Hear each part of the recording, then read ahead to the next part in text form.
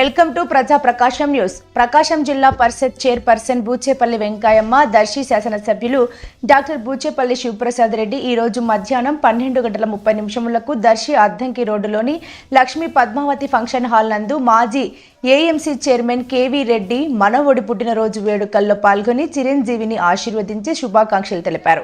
ఈ పుట్టినరోజు వేడుకలలో కేవీ రెడ్డి కుటుంబ సభ్యులు, బంధుమిత్రులు, స్థానిక నాయకులు, కార్యకర్తలు, బూచేపల్లి అభిమానులు తదితరులు పాల్గొన్నారు.